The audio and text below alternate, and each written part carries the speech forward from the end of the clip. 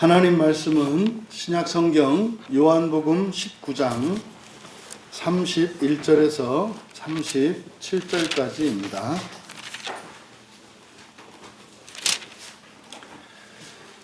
찾으신 분들은 한 목소리로 함께 읽겠습니다. 이 날은 준비일이라 유대인들은 그 안식일이 큰 날이므로 그 안식일에 시체들을 십자가에 두지 아니하려 하여 빌라도에게 그들의 다리를 꺾어 시체를 치워달라 하니 군인들이 가서 예수와 함께 못 박힌 첫째 사람과 또 그 다른 사람의 다리를 꺾고 예수께 이르러서는 이미 죽으신 것을 보고 다리를 꺾지 아니하고 그 중 한 군인이 창으로 옆구리를 찌르니 곧 피와 물이 나오더라. 이를 본 자가 증언하였으니 그 증언이 참이라. 그가 자기의 말하는 것이 참인 줄 알고 너희로 믿게 하려 함이니라. 이 일이 일어난 것은 그 뼈가 하나도 꺾이지 아니하리라 한 성경을 응하게 하려 함이라. 또 다른 성경에 그들이 그 찌른 자를 보리라 하였느니라. 아멘. 잠시 기도합니다. 진리의 영이신 성령님, 이 시간 2000년 전 주께서 말씀하신 이 기록이 이 시간 성령의 역사로 살아나게 하셔서 참으로 이 말씀을 통하여 듣는 모든 이들의 심령이 각성되어지고 소성케 되어지며 저희들의 본성의 변화가 일어나 저희들의 삶의 환경과 시대가 새롭게 창조되게 하옵소서. 감사하며 예수님의 이름으로 기도하옵나이다. 거룩한 주일로 예배에 참여하신 여러분 모두를 또 가정에서 불편한 중에 예배에 참여하고 있는 모든 이들을 축복하며 오늘 주시는 은혜가 여러분들의 인생을 바꾸고 여러분의 본성과 가문 또 이 시대까지 변화시키는 능력의 시간이 되기를 진심으로 축복합니다. 꺾이지 않은 뼈라는 제목으로 말씀의 은혜를 나누고자 합니다.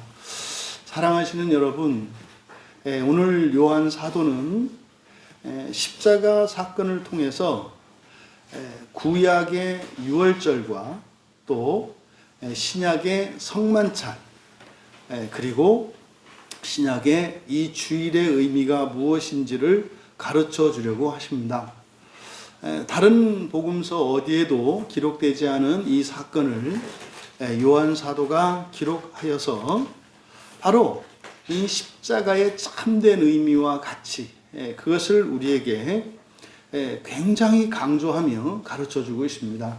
이것을 이제 본문에서는 큰 날이다 이렇게 이야기를 합니다. 31절에서 유대인들에게 이 날이 큰 날인 이유는 안식일과 유월절이 겹치기 때문입니다. 유월절은 1년에 하루만 있는 날이죠.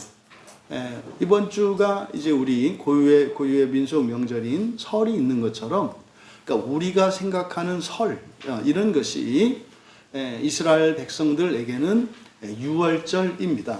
그런데 이 유월절과 함께 안식일 이제 겹치는 특별한 날입니다. 그래서 이것을 큰 날이라고 유대인들이 생각을 한 겁니다.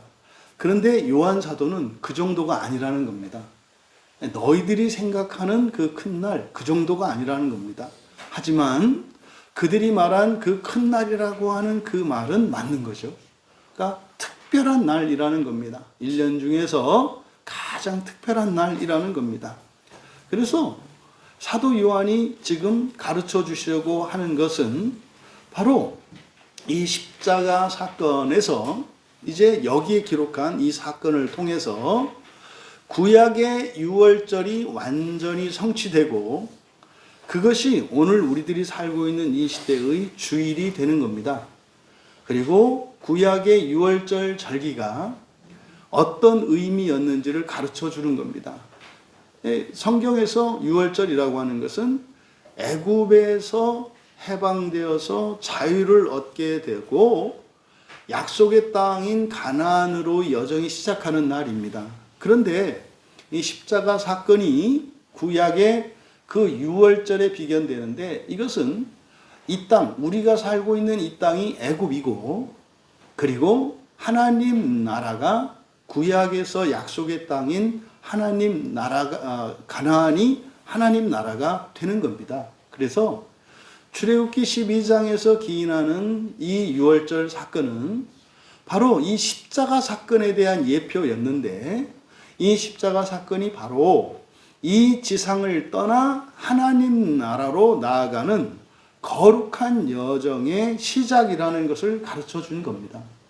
그러면 이 큰 날이 오늘 우리들이 예배를 드리는 이 주일이 되는 겁니다. 그래서 이 주일은 일주일 가운데 큰 날이며 1년 내내 이 주일은 큰 날이 되는 겁니다. 그래서 일주일에 한 번씩 모여서 드리는 이 공적인 주일 예배는 바로 출애굽 시에 있었던 유월절 사건과 같은 것이며, 그것을 초월하여 하나님 나라를 향하여 나아가는 이 땅에 묶인 모든 결계들을, 모든 장애들을 끊고 무너뜨리고 하늘을 향하여 날아오르는 날이 주일인 것을 가르쳐 주려고 합니다.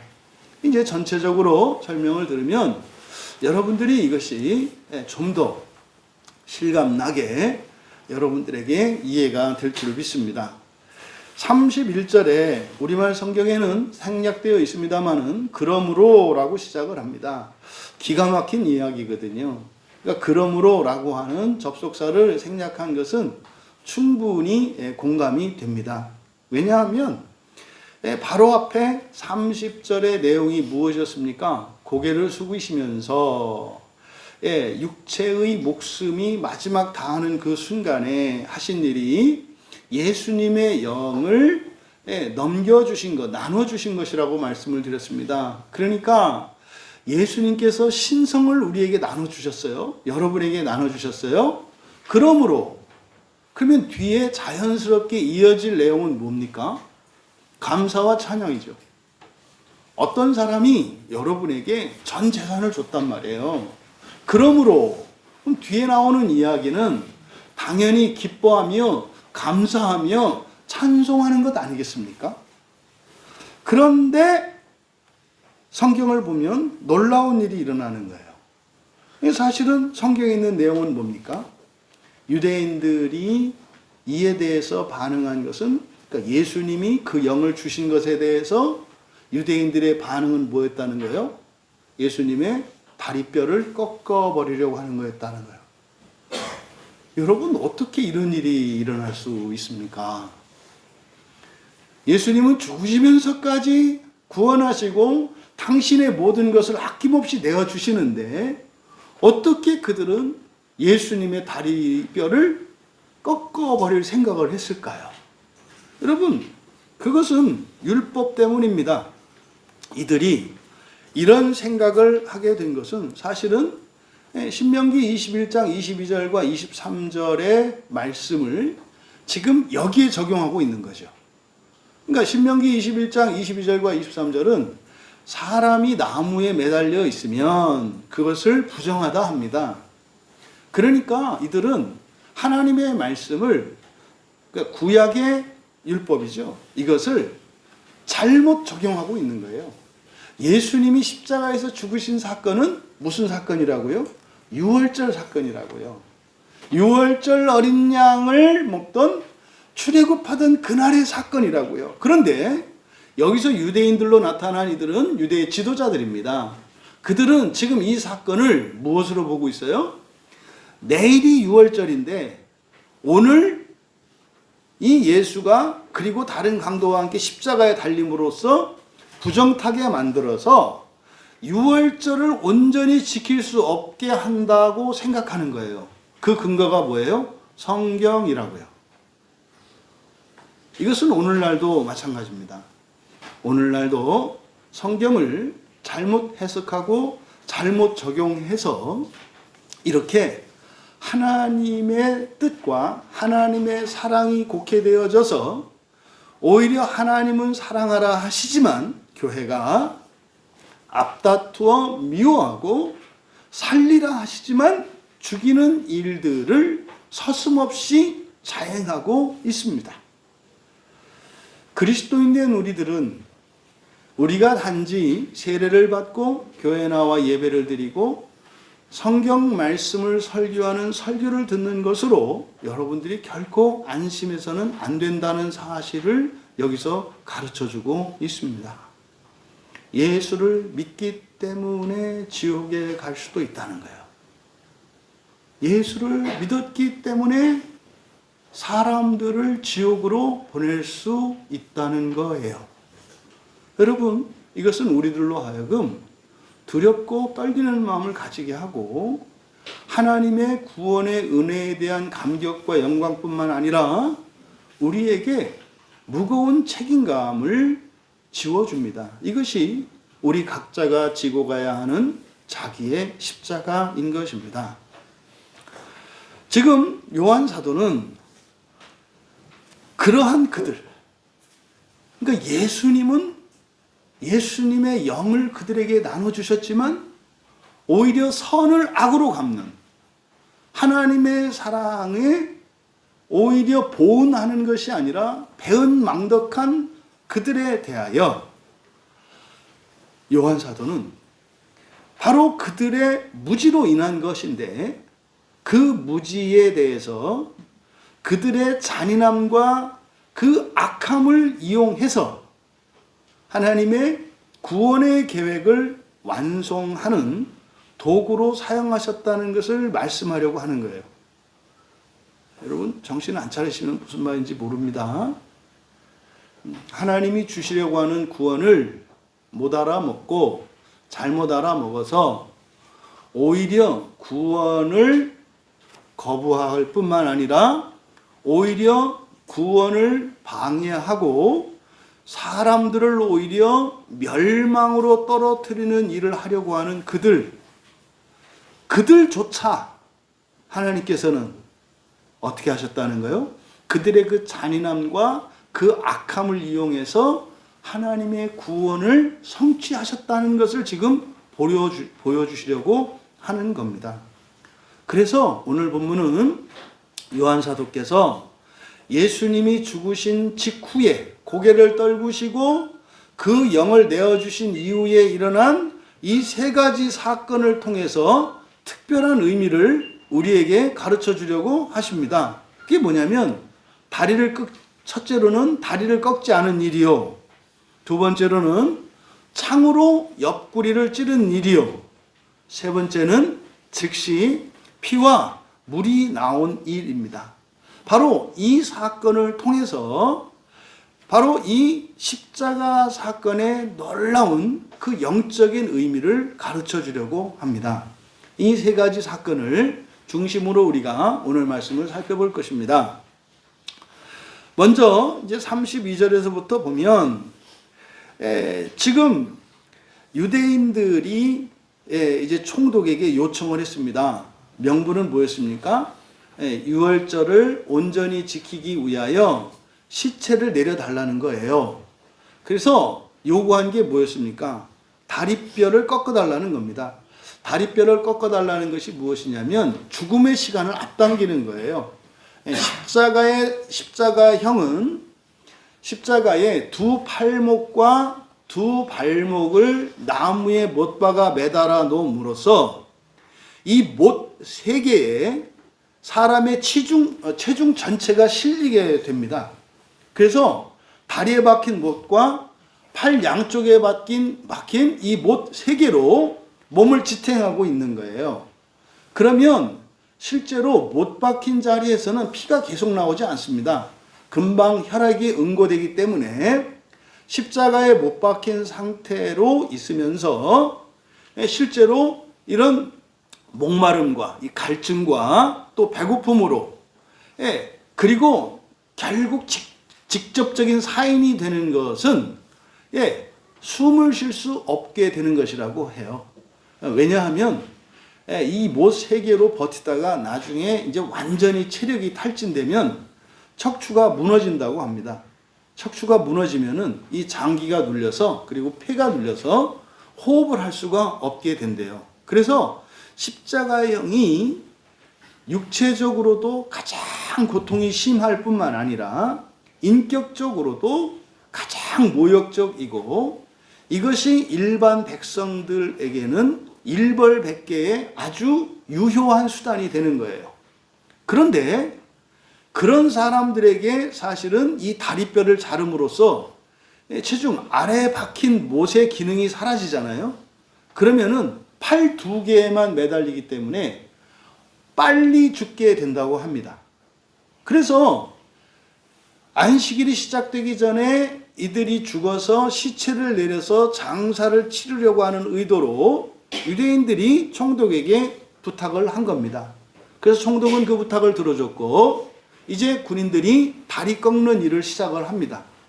예수님이 가운데 계셨고 양쪽에 두 사람이 있었지 않습니까? 이게 다른 공관복음에 의하면 강도들이었습니다. 근데 그 두 강도들은 다리를 꺾어요.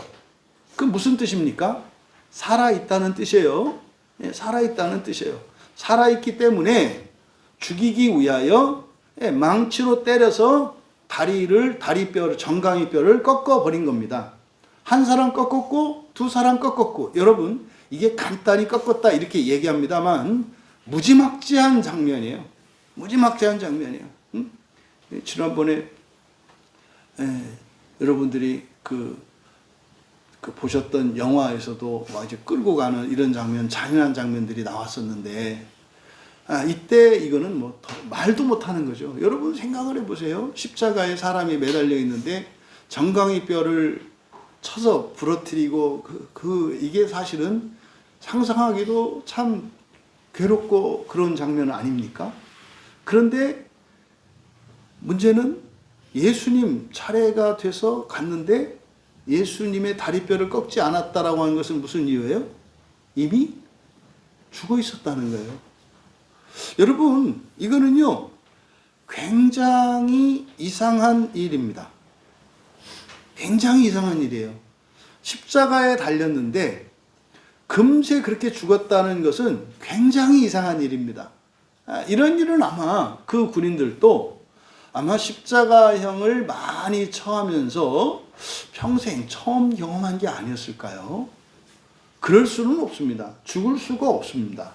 근데 마가의 기록에 따르면 공교롭게 예수님이 십자가에 달리셔서 죽는 데까지 걸린 시간이 6시간이에요.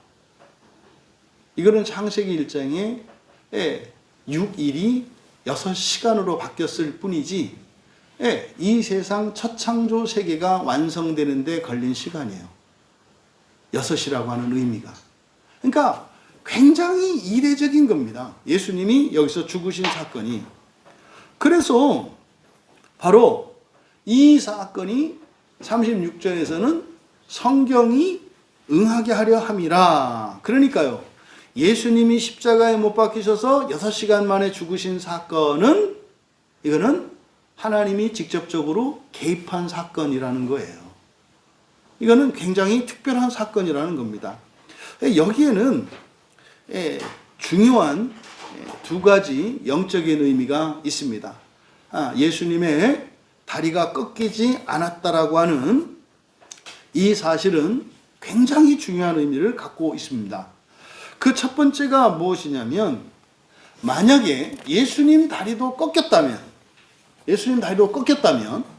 예수님의 십자가의 사건은 유월절 사건이잖아요. 모형이었던 구약의 그 유월절의 실제적인 사건이란 말이에요. 그러면 여러분, 유월절 어린 양으로 예수님이 십자가에 못 박히신 거예요. 그 못 박히시는 행위는 제물로 드려드리는 행위입니다. 근데 여러분, 제물이 하나님께 드려지려면 이제 죽어야 합니다. 그런데 만약에 다리뼈가 꺾이셨다면 살아계실 때 다리뼈를 꺾은 게 되죠. 그러면 온전한 제물이 될 수가 없어요. 상한 제물이 되기 때문에. 그러니까 다리뼈가 꺾이기 전에 죽으심으로써 온전한 유월절 어린 양 제물이 된 거죠. 이해되시죠? 또 하나, 그러면 예수님이 6월절 어린 양이신데, 그러면 이 6월절 사건에 대한 그 기원이 되는 출애굽기 12장 46절에 보면 이 어린 양은 흠없는 온전한 어린 양이어야 합니다. 그래야 화목제물로서 속죄양으로서의 효과가 있어요. 또 하나는 그렇게 어린 양으로 들여서 잡습니다. 잡은 다음에 이 어린 양을 먹습니다. 이게 이제 사실은 성만찬에 대한 예표죠. 어린 양을 먹는 사건이.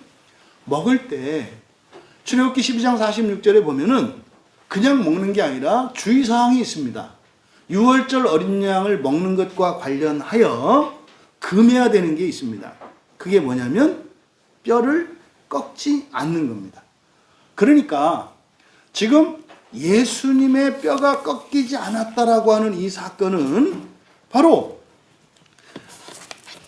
예수님이 어린 양으로서 6월절 어린 양으로서 완전한 것이며, 또 그들이 6월절 어린 양을 먹을 때 지켜야 하는 모세의 규례를 지킴으로써 6월절이 온전한 6월절이 된 것을 의미한다 이 말이에요.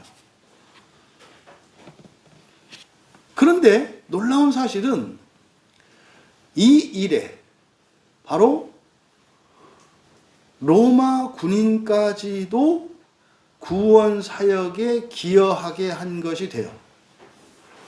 여러분, 총독이 명령을 내렸어요. 뭐라고요?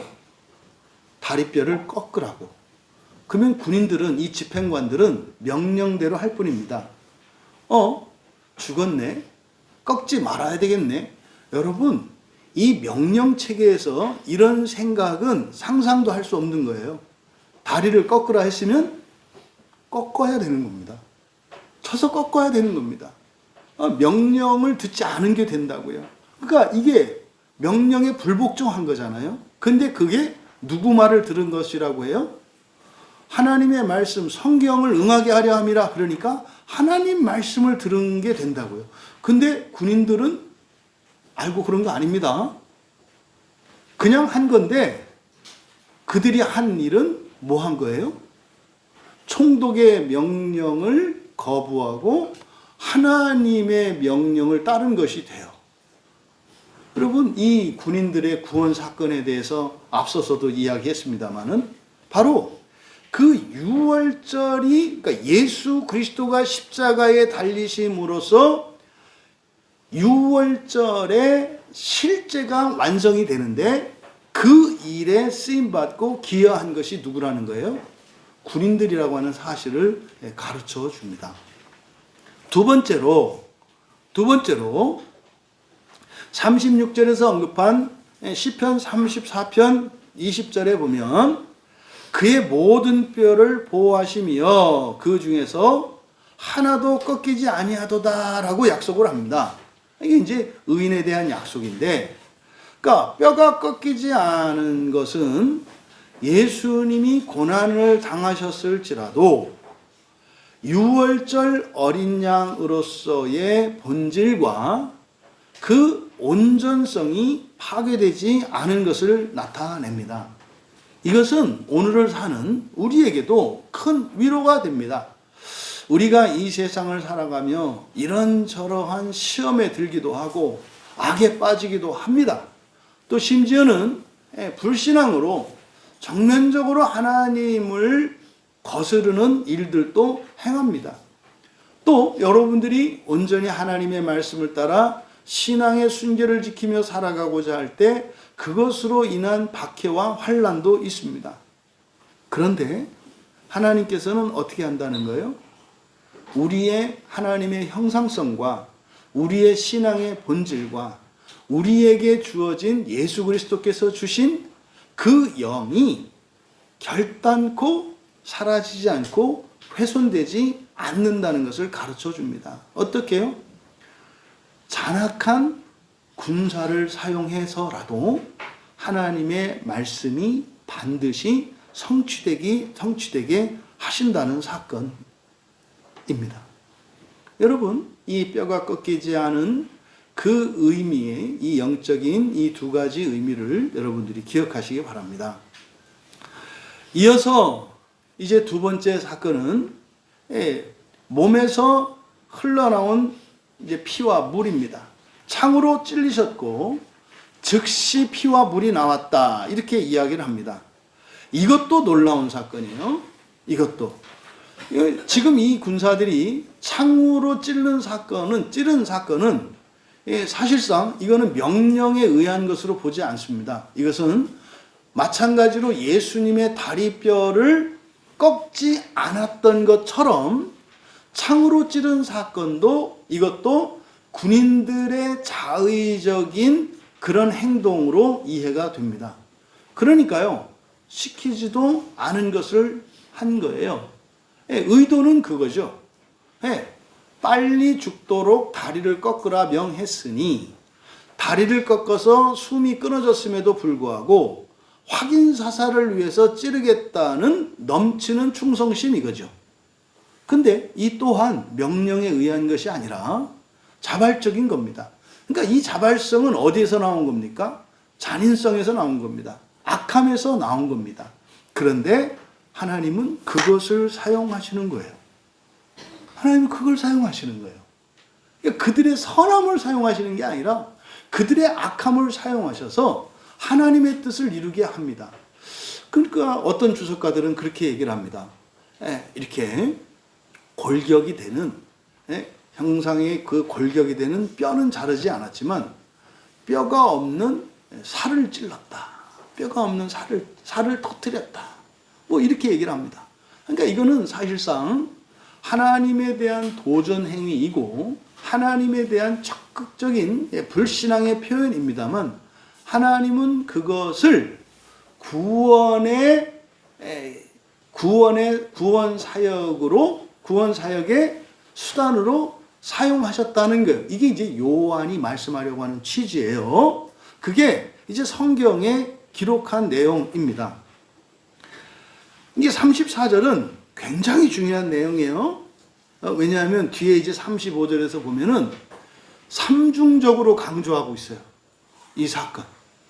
뼈를 꺾지 않았을 뿐만 아니라 창으로 찔른 이 사건에 대해서 34절에 그중 한 군인이 창으로 옆구리를 찔렀다. 그런데 말입니다, 여기서 창으로 찔렀다 할 때 이 창이라고 하는 이 말은 신약 성경에 단 한 번 사용되는 단어입니다.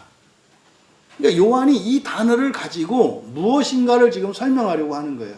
이게 롱케라고 하는 헬라어인데 이게 무슨 뜻일까? 그러면 이럴 때 우리는 이것을 구약에서 답을 얻어야 되는 거예요.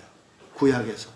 그러면 이 단어가 구약에 사용된 용례가 두 번입니다. 사사기 5장 8절과 사무엘상 17장 7절 70인역 성경에 이 단어가 두 번 사용됩니다. 사사기 5장 8절은 대부분 구원과 관련된 중요한 교리적 근거가 되는 성경 구절들은 놀라울 정도로 번역에 문제가 있습니다.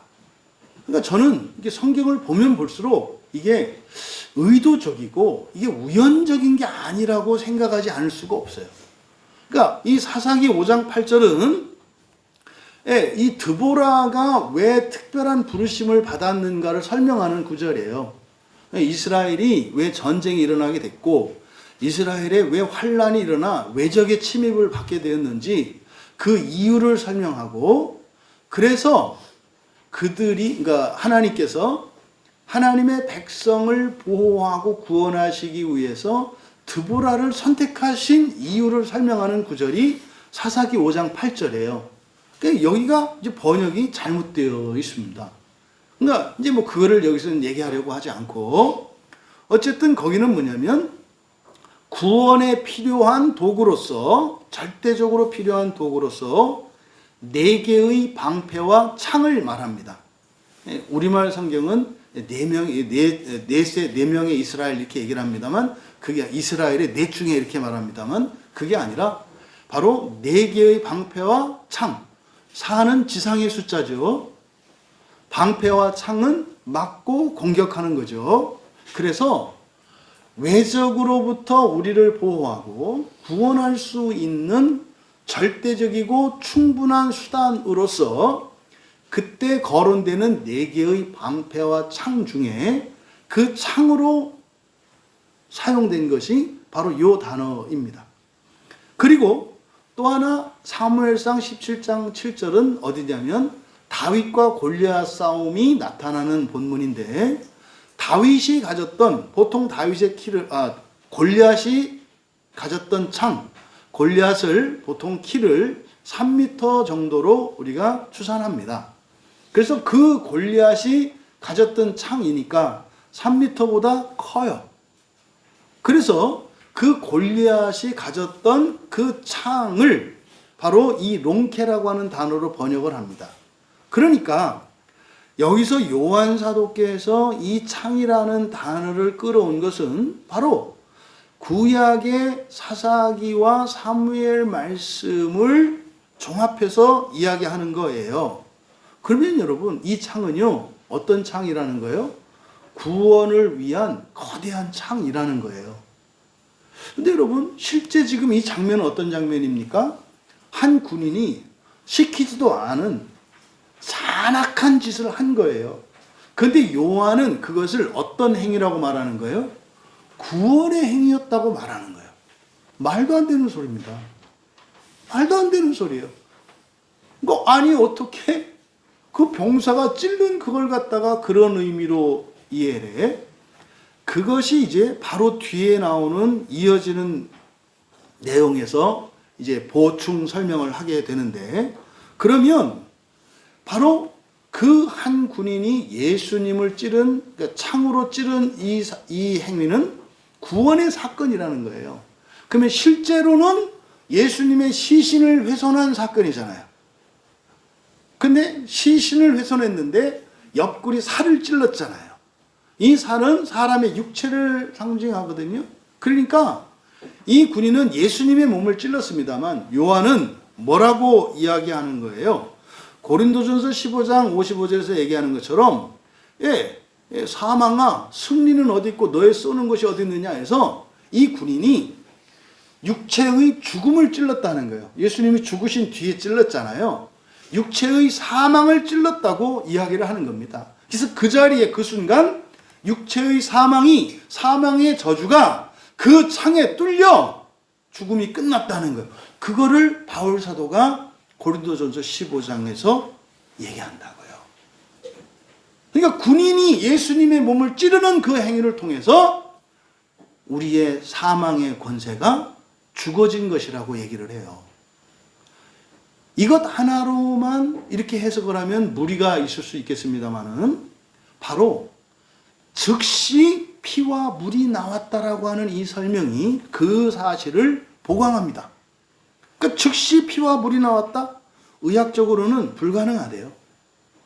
이렇게 되려면 심장 근육이 터져야 된다고 얘기를 합니다.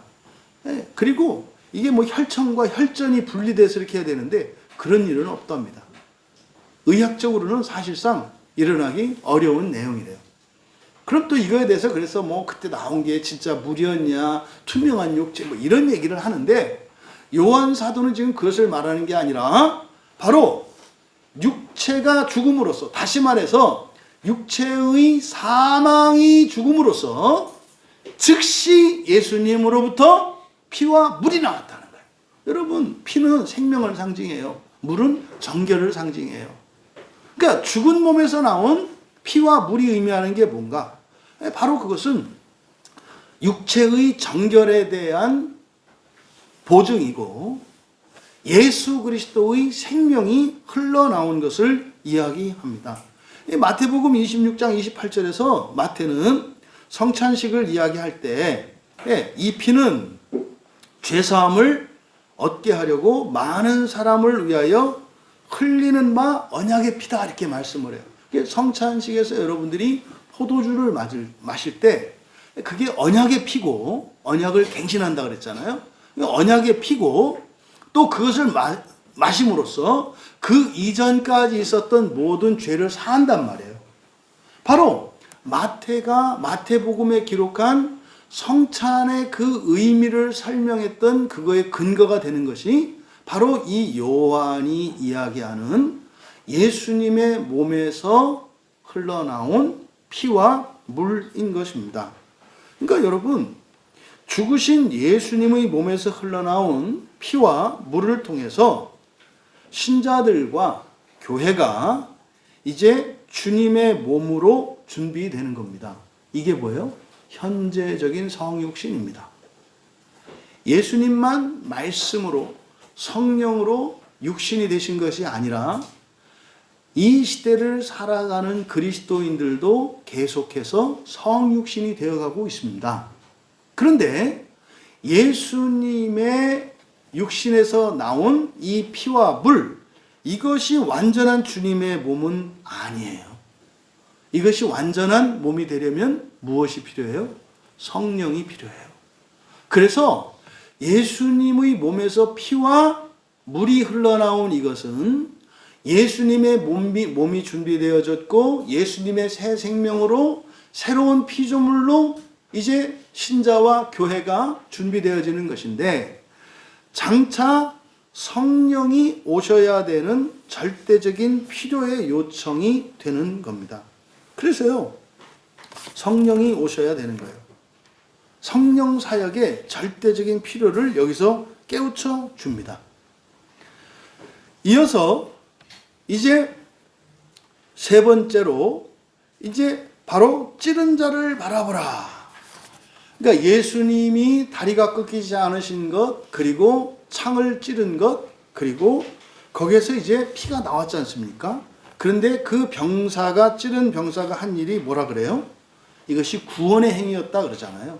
구원의 행위였다. 그래서 35절에서 이제 37절을 보면 35절에서 요한은 이렇게 외칩니다. 이를 본 자가 증언하였으니 그 증언이 참이라. 그가 자기의 말하는 것이 참인 줄 알고 너희로 믿게 하려 함이니라. 여러분, 지금 35장은요 굉장히 강조하고 있어요. 무엇을? 앞에 있는 내용. 예수님의 다리가 꺾이지 않은 것, 창으로 찌른 것, 그리고 거기에서 피와 물이 나온 것이 본 사람이 증언했다. 봤다 이 말이에요. 확실하다 이 말이에요. 그뿐만 아니라 그리고 그의 증언은 참된 것이다.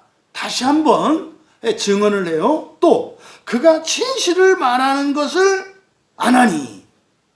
이렇게 여러분, 이게 사실은 사도 요한 자신도 보았고 또 다른 사람도 보았고 그것이 참이라고 하는 것을 이렇게 삼중적으로 강조하고 있습니다. 그러니까요, 바로 앞에 있는 이 34절에 있는 이 내용이 얼마나 중요한 것인지를 알 수 있습니다. 그래서 뭐라 그래요? 그렇게 한 목적이 뭐다? 너희로 믿게 하려고 하는 것이다. 이거 바꿔 말하면 믿기 어렵다. 여러분, 예수님은 그냥 십자가는 예수님이 억울하게 달려서 그냥 죽임당한 그런 십자가가 아니라는 거예요.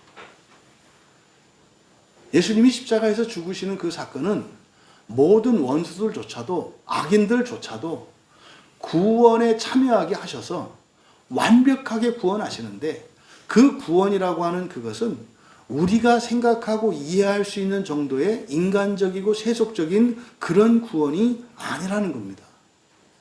하나님의 사랑은 놀라운 것이고 하나님의 구원의 신비는 우리가 감히 가늠할 수 없는 것임을 나타내는 겁니다. 여러분, 바로 확실히 죽으신 예수님으로부터 이 대부분 주석가들은 이 35절의 강조에서 예수 그리스도가 확실히 죽은 것에 대한 증거이다. 그래서 그때 당시에 유행했던 가현설, 하나님이 몸으로 온 건 아니고 가짜였다. 그래서 이거에 대한 뭐다, 이런 교리적 논쟁으로 빠지는데, 그런 얘기가 아니라 이건 사실은 뭐에 대한 얘기입니까? 부활에 대한 얘기를 하고 있는 거예요. 부활에 대한 육체의 필멸성, 그것으로는 온전한 구원이 이루어질 수 없고, 이 군인이 찌른 창을 통해서 육체의 필멸성은 사라지고 예수 그리스도에게서 흘러나온 이 피와 이 물을 통해서 우리의 모든 죄로부터의 정결과 그리고 새로운 생명으로 나아가는 그 하나님의 사랑과 은혜가 바로 이 십자가에서 일어났다고 하는 것을 요한 사도가 말씀하려고 하는 겁니다. 이어서 36절과 37절은 바로 시편 34편 20절과 스가랴 12장 10절을 인용하면서 이미 구약에 예언되었던 그리고 구속사에서 절대적인 사건이 바로 십자가 사건인 것을 나타냅니다.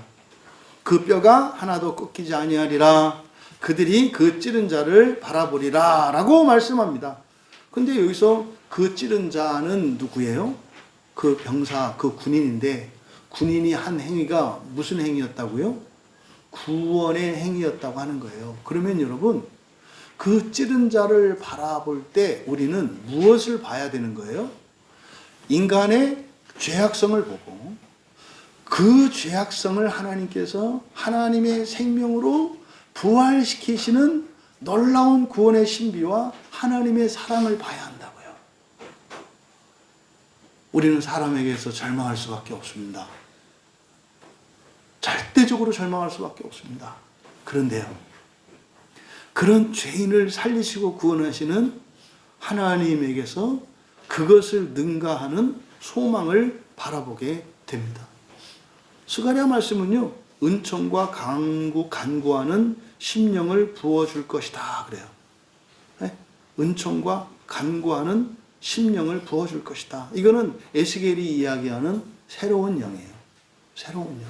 그래서 이 피와 물이라고 하는 이것은 바로 새로운 영, 그리고 종말론적으로는 이제 장차죠. 장차 이제 오순절 성령 강림 사건에 대한 예고이기도 하고 그것을 위한 준비이기도 한 것이 바로 십자가 사건이라는 것을 가르쳐 줍니다. 그런데요, 에스겔서를 보면은 그렇게 얘기를 해요. 사람들은 그를 바라보면서 애통할 거라고 말해요. 애통할 거라고.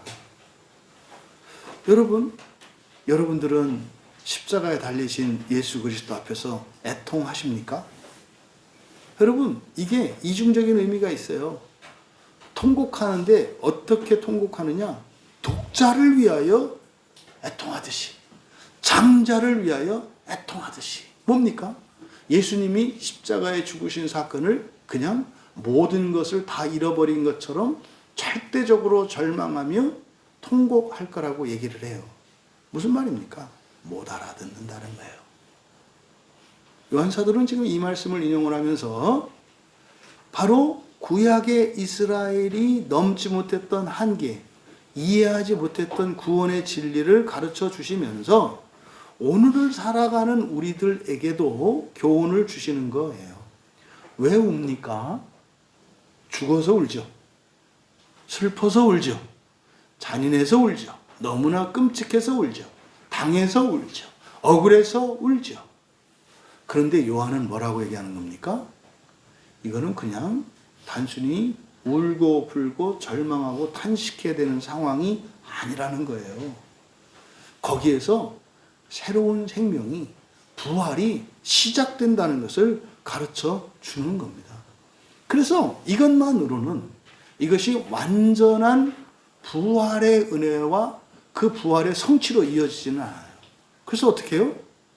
반드시 또 다른 보혜사이신 성령이 오셔서 완성하셔야 할 구원의 사역이 있는 거예요. 너무나 많은 분들이 예수님의 십자가에서 다 이루었다라고 하는 말씀에서 다 이루었다고 생각해요. 여러분, 피와 물은 다가 아니에요. 거기에 무엇이 부어져야 성육신이 이루어져요? 성령이 부어져야 한다고요. 그 성령은 오늘날 우리에게 무엇을 통하여 부어집니까? 성경 말씀이에요. 그래서요, 성경 말씀과 이제 이후로 이후를 살아가는 우리에게 바로 이 피와 물이 상징하는 이것은 교회를 통하여 선포되어지는 하나님의 말씀인 성경과 그 성경으로 역사하시는 성령 하나님의 그 구원 사역에 대한 예표인 거예요. 그래서 예수님의 십자가 사건, 보혜사의 사역이잖아요. 그런데요, 또 다른 보혜사이신 성령이 오셔야만 이 구원이 완전히 성취되는 것입니다. 여러분, 오늘 우리가 함께 읽은 이 짧은 기록, 이것은 하나님의 구원이 얼마나 치밀하고 완벽한지, 또한 얼마나 이해할 수 없는지 구약에 이미 그 계시가 우리에게 주어졌지만 구약의 성도들이 이해하지 못했고, 심지어 그것을 가르쳐 주셨던 예수님의 말씀도 동시대에 살았던 사도들도 이해를 못했고, 심지어는 예수님의 십자가 사건을 통해서 성취하셨는데도 그 자리에 있던 이들조차도 그것을 알 수 없을 만큼 신비한 것이 바로 십자가를 통해서 이루시는 하나님의 구원의 계획이라는 거예요. 그걸 한마디로 줄이면 뭡니까? 부활이에요. 여러분, 부활은 절대로 이해될 수 있는 게 아니에요. 그냥 사람이 신인 되는 거라네. 그거 이해하는 게 아니에요. 이해되는 게 아니에요. 사람이 신이 된다는 게 여러분들의 가슴을 뛰게 하고 여러분들에게 살아갈 맛을 나게 하고, 예? 이렇게 어려운 고난 속에서 힘을 내게 합니까? 이해됐으면 힘내게 하죠. 근데요, 들을 때는 부활이라는 단어가 생각이 나고, 맞아, 그래야지. 그래서 여러분들이 뜻을 세웁니다마는 금세 사라지지 않습니까? 부활은 이해되는 게 아니라 뭐다? 믿는 거다. 이해하는 것과 믿는 것은 성경을 아는 두 가지 방법을 말하는 거예요. 이해한다는 것은 우리의 지성으로 파악될 수 있는 것들입니다. 이해해야죠. 이해해야죠. 다윗과 골리앗의 싸움이 얼마나 터무니없는 짓이었는지 이해해야죠. 그러려면 지식이 있어야죠. 골리앗이 키가 3m나 됐었고 다윗은 어린아이였었고, 또 여기서 얘기했던 것처럼 그 무지막지한 칼과 창을 가지고 있었고, 다윗은 그냥 물맷돌 5개 하고 그냥 돌팔매질 물총 하나 가지고 새총 하나 가지고 있었다는 거죠. 이런 지식을 알면 이해할 수 있는 게 있죠.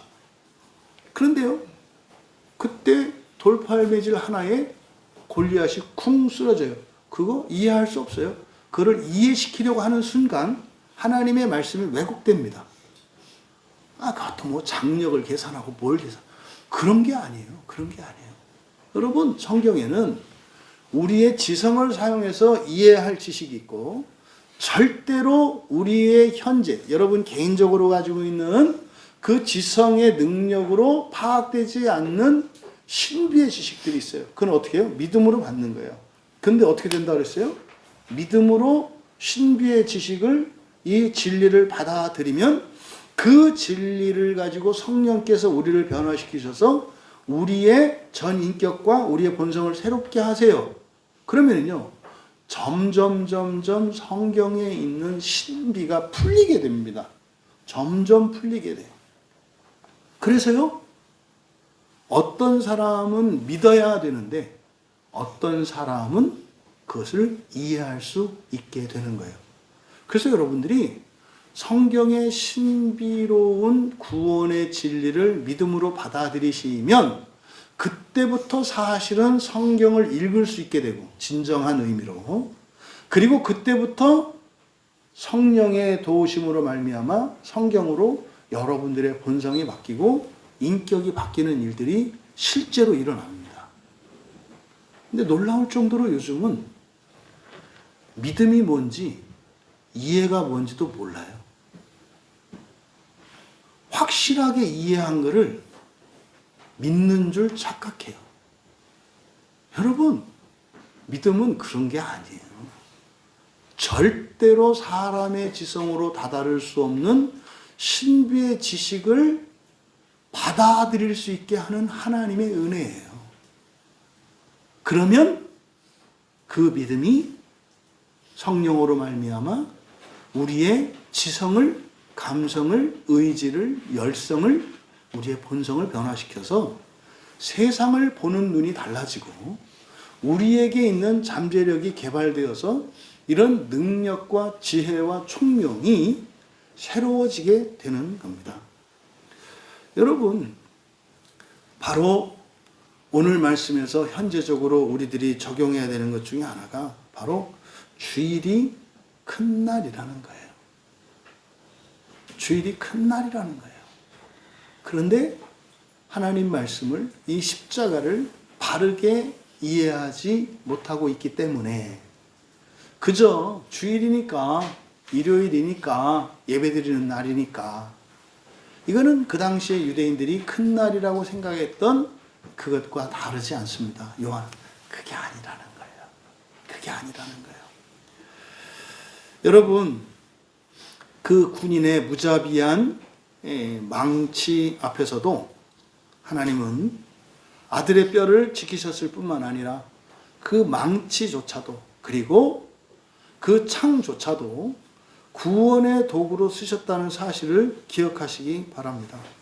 그 잔인한 창 끝에서 바로 하나님은 예수님의 몸에서 피와 물을 쏟게 하셔서 오히려 새 생명으로 모두를 부활시키기를 기뻐하셨다는 사실입니다.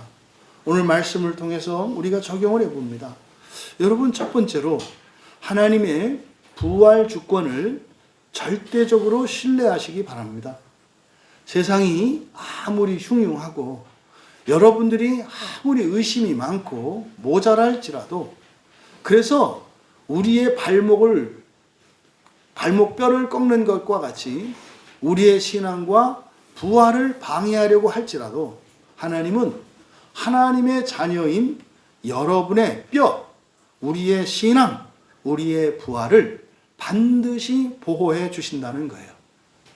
어떤 것으로도 결코 꺾이지 않는다는 사실을 기억하시기 바랍니다.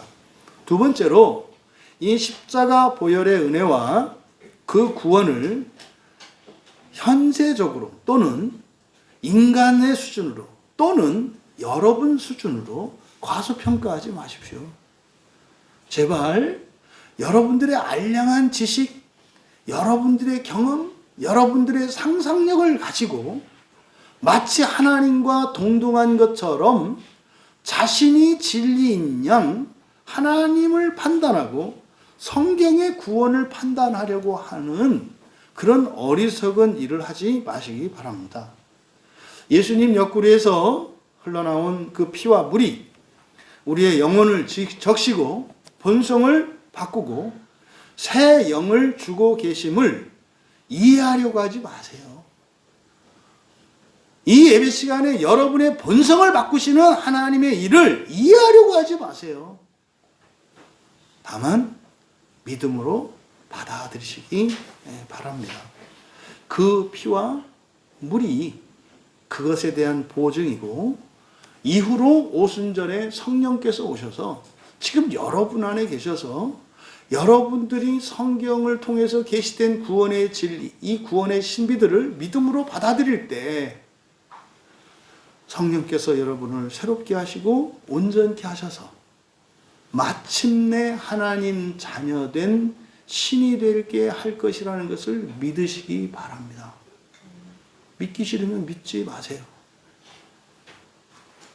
장렬하게 지옥을 거쳐서 훌륭하고 씩씩하게 부활하세요.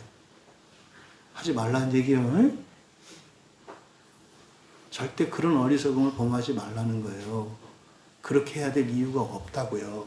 그런데요, 2000년 전에도 그랬고 그때부터 2000년이 지난 지금도 사람들은 반드시 지옥을 거쳐야 되겠다는 마음으로 신앙생활을 하고 살고 있어요. 여러분, 하나님은 여러분이 판단할 수 있는 분도 아니고 하나님의 계획과 하나님의 구원하시려는 그것도 여러분들이 이해할 수 없어요. 이거는요, 직접적으로 여러분의 인생을 함부로 판단하지 말라고요. 왜 하나님은 높이시려는데 그렇게 지질이 궁상 뜨는 인생으로 살려고 고집 부리고 아주 악을 쓰고 용을 쓰느냐 이 말이에요. 하나님이 여러분을 좀 더 높이시면 안 되나요? 하나님이 여러분을 더 영광스럽게 하시고 존귀하게 하시면 안 되나요? 일단 설명해 달라고 하지 마세요.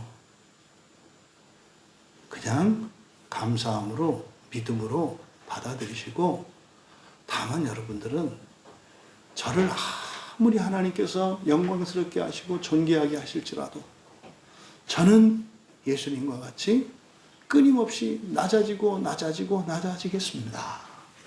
이 세상의 즐거움과 영광이 아니라 부활의 소망을 위하여 저에게 주시는 모든 것들을 아낌없이 내어주겠습니다 라고 결심하시는 여러분 되시기를 바랍니다.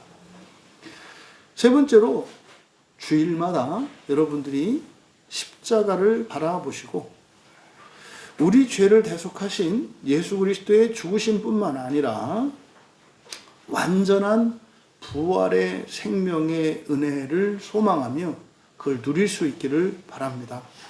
죽으셨을 뿐만 아니라 죽으신 몸이 찔리셨음에도 피와 물을 흘려보내셔서 그 넘치는 사랑으로 넘치는 구원을 바라보라고 말씀하십니다. 마음 아픈 일입니다. 하지만 여러분, 그것을 극복하시고 초월하셔야 돼요.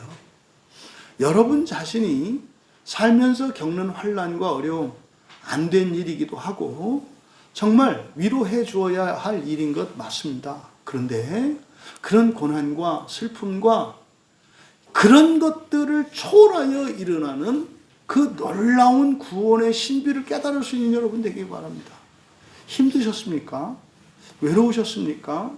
그렇게 아프셨습니까? 여러분, 불행한 것 아니에요. 영광스러운 거예요. 예수님의 십자가를 바라보는 그 관점으로 여러분 인생의 고통과 환난들을 바라볼 수 있는, 그래서 넘치는 부활의 구원을 소망하며 살아갈 수 있는 우리 모두가 되시기를 바랍니다. 여러분, 오늘 이 시간 꺾이지 않으신 6월절 어린 양 되신 예수님, 당신의 산을 터뜨리셔서 우리를 위해 피와 물을 다 쏟으신 주님 앞에 감사와 찬양을 올려드릴 수 있는, 또 그래서 바른 십자가를 붙들고 또 소망하며 살아가는 우리 모두가 되시기를 주님의 이름으로 축원합니다. 기도하겠습니다. 하나님 아버지, 저희 모두를 구원하시기 위해 독생자 예수 그리스도를 6월절 어린 양으로 내어주시고 속죄와 영생을 주심에 감사합니다. 이 세상의 위협과 박해 속에서도 말씀대로 이루시는 하나님의 주권을 찬양합니다. 주님의 꺾이지 않은 뼈가 우리의 소망인 것을 확신케 하여 주시고 쏟으신 피와 물이 우리의 새 생명이 되게 하옵소서. 날마다 찔리신 주님을 바라보며 십자가의 사랑 안에 거하는 저희들 되게 하옵소서. 그래서 그 사랑으로 온 세상을 위하여 우리의 모든 것을 내어줄 수 있는 기쁘시게 여김을 받을 뿐만 아니라 사랑스러운 그리스도인들 다 되게 하옵소서. 감사하며 예수님의 이름으로 기도하옵나이다.